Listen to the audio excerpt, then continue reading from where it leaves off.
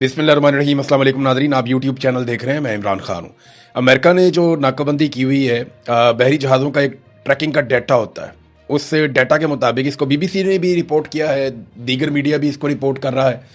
तो इंटरनेशनली ये खबर आ गई है कि 4 बहरी जहाज़ ईरान की बंदरगाहों से निकले और उन्होंने अमरीकी नाकाबंदी की जो लाइन है उसे अबूर कर लिया है।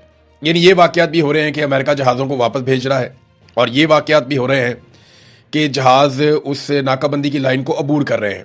इससे एक बात साबित होती है कि अमेरिका नाकाबंदी करना ज़रूर चाहता है, लेकिन इसमें कोई बड़ी लड़ाई नहीं लेना चाह रहा या जंगबंदी की खिलाफ वर्जी नहीं करना चाह रहा।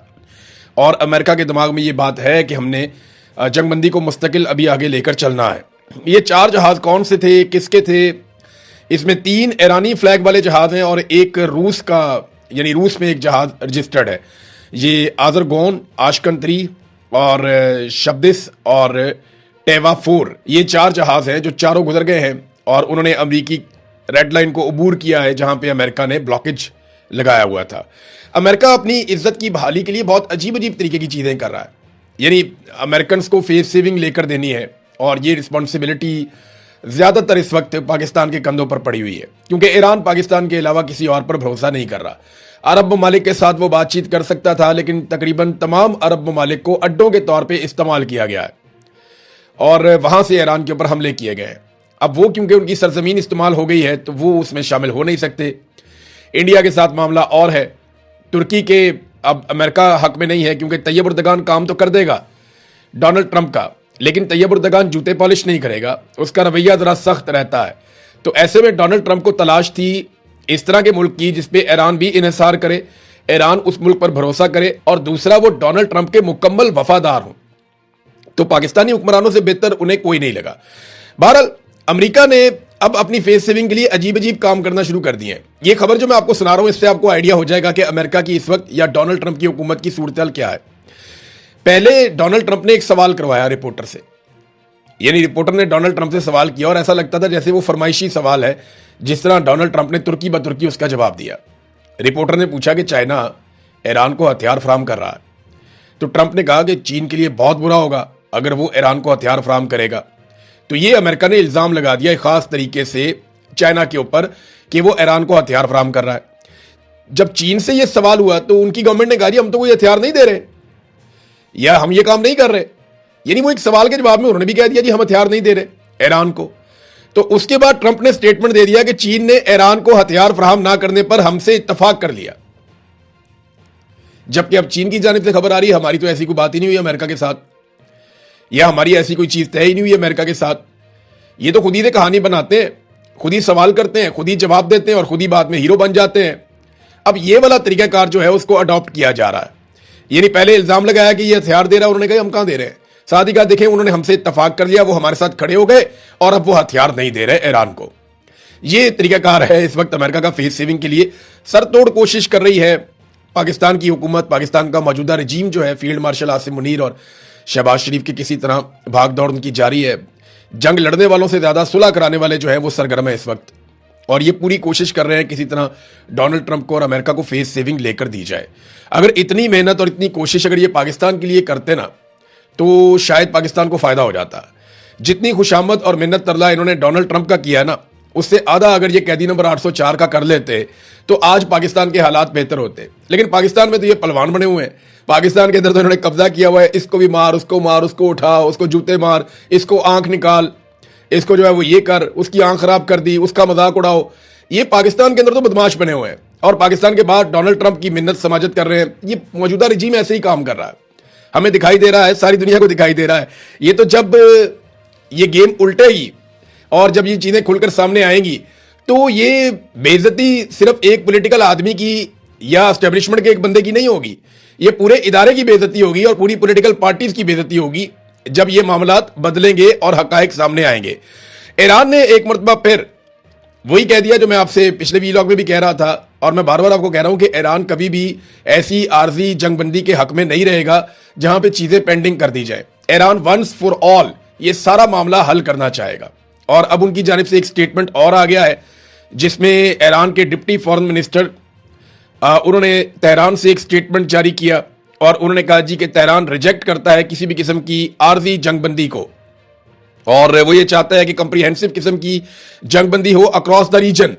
पूरी जो खित्ता है उसके अंदर एक ज़बरदस्त मरबूत और मजबूत किस्म की जंगबंदी हो और मुस्तकिल जंगबंदी हो, और लबनान से लेकर रेड सी तक, बहर अहमर तक, यानी हर जगह पे जंगबंदी होनी चाहिए। यानी उन्होंने जब रेड सी वो कहते हैं तो वो हौसियों का कहते हैं, जब लबनान वो कहते हैं तो वो बात करते हैं हिजबुल्लाह की, और फिर बीच में हमास भी आ जाता है, और ईरान की अपनी जंगबंदी तो हो ही रही है। तो वो एक मुस्तकिल जंगबंदी चाहते हैं, आर्जी बुनियादों पर चीज़ें नहीं चाहते।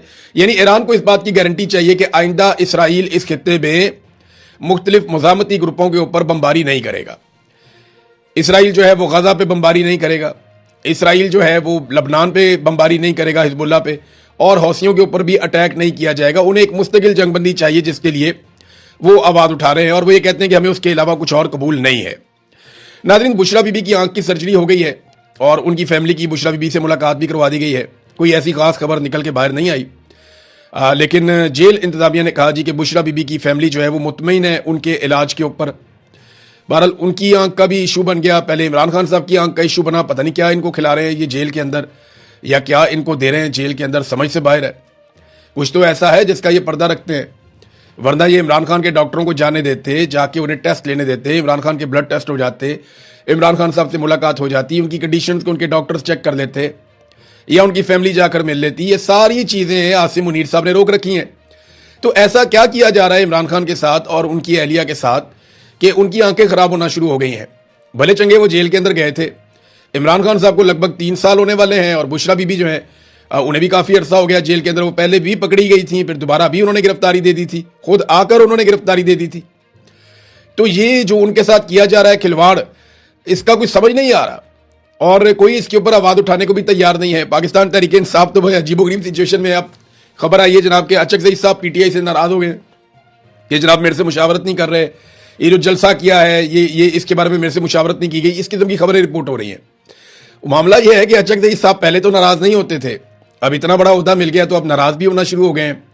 यहाँ पे ना बस पाकिस्तान में ऐसे ही चलता है, जितना बड़ा आदमी को ओहदा मिल जाता है वो बताता है कि वो खुद कितना बड़ा आदमी था। अचक साहब को अपोजिशन लीडर का ओहदा ऐसे तो नहीं मिलना था, लेकिन पाकिस्तान तहरीक इंसाफ ने उनको अपोजिशन के ओहदे पर बिठाया। अब खबरें आ रही हैं कि अचक साहब भी नाराज हो जाते हैं, दीगर लोग भी नाराज हो जाते हैं। तो PTI हुकूमत या एस्टेब्लिशमेंट से नाराज होने की बजाय ज्यादातर आपस में ही एक दूसरे से नाराज होते रहते हैं, और उसका फायदा अपोजिशन को और हुकूमत को बहुत होता है। नाज़रीन, एक चीज मैं नॉर्मली इस पर बात नहीं करता, लेकिन मुझे आपके सामने रखनी है ताकि ये रिकॉर्ड का हिस्सा रहे। आज 17 तारीख है अप्रैल की। आज से 2 साल पहले इमरान खान साहब ने स्टेटमेंट दिया था कि अगर मेरी बीवी को कुछ हुआ तो जिम्मेदार आसिम मुनीर होगा और मैं नहीं छोड़ूंगा। और आज 2 साल के बाद जो इमरान खान की अहलिया, उनकी हालत तशवीशनाक थी, उन्हें अस्पताल मुंतकिल करना पड़ा। यहां पे जो इंफॉर्मेशन मिनिस्टर है पंजाब की, जिनके अंडर में ये जेल आती है अडियाला वाली, उनका स्टेटमेंट मैं आपको पढ़ के सुनाना चाहूंगा ताकि वो रिकॉर्ड का हिस्सा रहे। उन्होंने कहा इमरान खान की आंख बिल्कुल ठीक है, उनकी सेहत का ध्यान इतना उनकी फैमिली को नहीं जितना हुकूमत को है। उन्हें तो जाली लंगड़ा बनने का भी शौक था, वो तो जाली प्लास्टर चढ़ाकर व्हील चेयर पर बैठा रहा। ये जनाब पंजाब की इंफॉर्मेशन मिनिस्टर ने कहा है। इसको रिकॉर्ड में रखना चाहिए। इसको कहते हैं बीमारी का मजाक उड़ाना।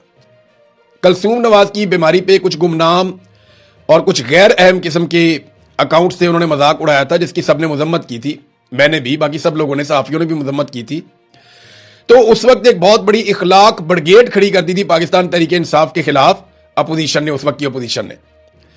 इमरान खान ने कभी मजाक नहीं उड़ाया, इमरान खान के मिनिस्टर्स ने कभी मजाक नहीं उड़ाया, लेकिन रिकॉर्ड के ऊपर रखिएगा कि इस मरतबा ये मजाक इंफॉर्मेशन मिनिस्टर खुद उड़ा रही है, और ये रिकॉर्ड के ऊपर रहना भी चाहिए, क्योंकि बारी बारी सबकी बारी। आपको क्या लगता है कि मिलिट्री एस्टेब्लिशमेंट सिर्फ PTI को मारेगी? नहीं, ये PTI से वेले हो गए ना, फिर ये आपको मारेंगे, फिर ये तीसरे को मारेंगे, फिर ये चौथे को मारेंगे। अभी भी ये जर्नैल जाते हैं जब बच्चों को लेक्चर देने के लिए, आप जरा वो वीडियोस निकालें और निकाल कर सुने ना। ये अभी जब जर्नैल जाते हैं बच्चों को यूनिवर्सिटीज में, कॉलेजेस में मिलने के लिए, तो वहां ये कहते हैं खुलकर कि सियासतदान है करप्ट, वो है बेईमान, वो पाकिस्तान को आगे नहीं बढ़ने देते। हालांकि सियासतदान तो बेचारे कुछ नहीं बेचते जो पाकिस्तान के साथ पाकिस्तान की एस्टेब्लिशमेंट ने और अदलिया ने कर दिया। खास तौर पर काजी फायर ईसा की एक वीडियो वायरल हो रही थी, वो पता चला कि आयरलैंड एम्बेसी का कोई प्रोग्राम था। एक खातून है, उन्होंने यह दावा किया कि मैं भी वहां पे थी, और किसी ने काजी फायर ईसा को ज्यादा मुंह नहीं लगाया, और वो खातून यहां तक लिखती है कि काजी फायर ईसा वहां पे आंखें चुराते फिर रहे थे। यानी ये हालत हो गई है एक काजी की जिसने नाइंसाफी की। अभी जो मौजूद हैं जितने जजेस, चाहे वो आईनी अदालत के हैं चाहे वो सुप्रीम कोर्ट के हैं, वो ये बात याद रखें कि उनकी हालत काजी फायद ईसा से मुख्तलिफ नहीं होगी। ये कौम उन्हें कभी माफ नहीं करेगी। इन लोगों ने नाइंसाफी की इंतहा कर दी है।